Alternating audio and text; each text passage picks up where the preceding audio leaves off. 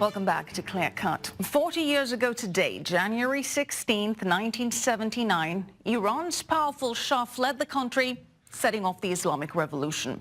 For decades under the Shah, the U.S. relied on Iran as one of its closest Mideast allies. Iran is now considered a security threat to the U.S., to Israel, and arguably to the entire world. The Israeli government views Iran's expanding influence in the Middle East and its nuclear ambitions as an existential threat. But does everyone agree? Our defense correspondent Daniel Tzemach takes a look. Ballistic missiles program, entrenchment in Syria, funding and arms support to proxies. Is Iran more and more becoming an existential threat to Israel? Some believe so. Obviously, there are some important differences between Nazi Germany and the Islamic Republic of Iran. But both regimes do have two important things in common. One, a ruthless commitment to impose tyranny and terror, and second, a ruthless commitment to murder Jews. We cannot allow a regime that chants death to America and that threatens Israel with annihilation to possess the means to deliver a nuclear warhead to any city on earth. Many prominent Israeli security officials disagree. Former Israeli defense ministers and Mossad chiefs have come out over the years saying Iran does not constitute an existential threat to Israel. It is a dangerous enemy, but not genocidal. But why is there a disagreement?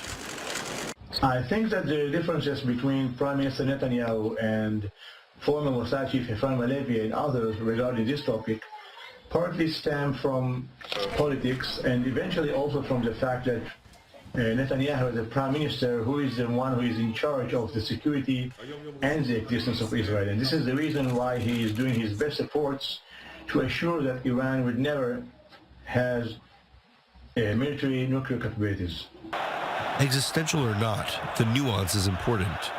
I don't think it's existential. I don't think it's immediate. A threat which is not existential can still be a very serious threat to Israel. It can do a lot of damage. Existential is the highest category. Serious damage is still serious damage, and we don't want that even. At the end of the day, regardless of how it's defined, the threat posed by Iran to Israel is very much real. All right, joining me now to discuss is Iman Foroughtun. He is the chairman of the board and executive director of the New Iran. Thanks for being back with us, Iman. 40 years since the revolution in Iran, and people tend to forget that Iran used to be quite secular, very similar to Western nations in many ways that are now its enemies. Describe for us how Iran changed from being an ally of the U.S. to one of its top enemies. Hi, Michelle. Well, as you mentioned, the Iran that I was born in and raised at until I was 18 years old was a very secular country.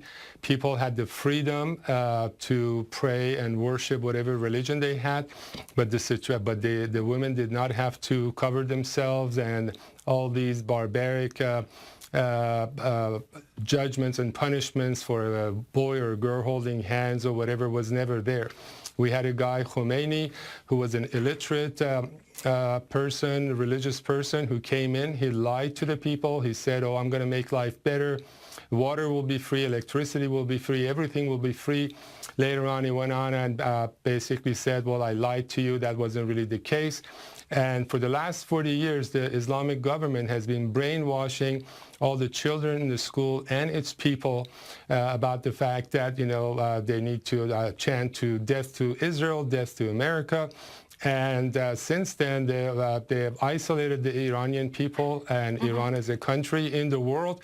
They've been supporting terrorism and basically promoting this type of Islamic government and Islamic beliefs that you see every day. Yeah, they're supporting terrorism. They're chanting death to Israel, death to America. And yet it seems as though the U.S. is still trying to convince the world about the threat of Iran. We have Secretary of State Pompeo trying to get that message across, even with Europe seeing Iran spreading its tentacles to its soil, plotting and executing attacks and killings on European soil, even with Israel demonstrating with evidence that Iran has nuclear archives and atomic warehouses and is developing and testing missiles, even with Iran's very clear support for terrorist proxies. It just doesn't seem as though Europe and other countries regard Iran to be as big of a threat as the US, Israel, and the Saudis do. Why is that? Why is there this disconnect? I believe, as we've spoken before in your program, the position that the European Union has taken for a long time and the denials about the fact that Islamic Republic is a terrorist regime only has one purpose, and that's economic. They wanted to keep their ties with the Islamic Republic and all the investments and so on. They've been getting all kinds of discounts and oil and everything else from them. Furthermore, for a long time, there's been a history that United Kingdom wanted to actually control Iran. They really don't like the fact for the Iranian people to be allies of the U.S. However, having said all that, every day there's new news, as you mentioned, that the Islamic Republic has had terrorist activities inside the soil of European countries. Just last week, Holland, out of all places, they came out and they finally proved that 2 murders of its citizens a couple of years ago were done by the hands of the Islamic Republic agents. Denmark said the same thing. Germany, France, United Kingdom talked to the Islamic Republic ambassador 2 days ago because of the hostage taking that they're doing with the UK citizen. So more and more the European companies are finally coming to their senses that now the time is right to support the Iranian people and finally help topple the Islamic regime without any military action, and only through their moral and other supports of the Iranian people will non-violently bring down this regime.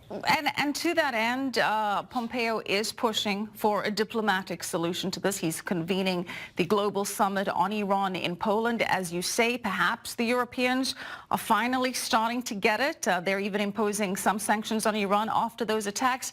But what kind of diplomatic action do you think can really result in concrete changes on the ground? Well, so far, as we know, the economic sanctions that U.S. mainly and its allies have been adding to the Islamic regime is really hurting the government. There's all kinds of signs about that I won't go into. The European countries slowly are coming about on the economic sanctions. But with regards to political sanctions, one of the first things that can happen is to basically kick out the Islamic Republic representatives from their embassies in the different countries in the world, take their seat away from the United Nations, and strip their seats on all these different subcommittees on the United Nations and international committees that they are. Islamic Republic needs to be isolated more and more every day, and we strongly feel that this year in 2019 we'll reach a point that the rulers of Islamic Republic have no choice to either leave Iran peacefully or face basically the people of Iran, that they're going to have an uprising and bring them down. Iman, thank you so much. Appreciate your time tonight. Iman Forough. Thank you for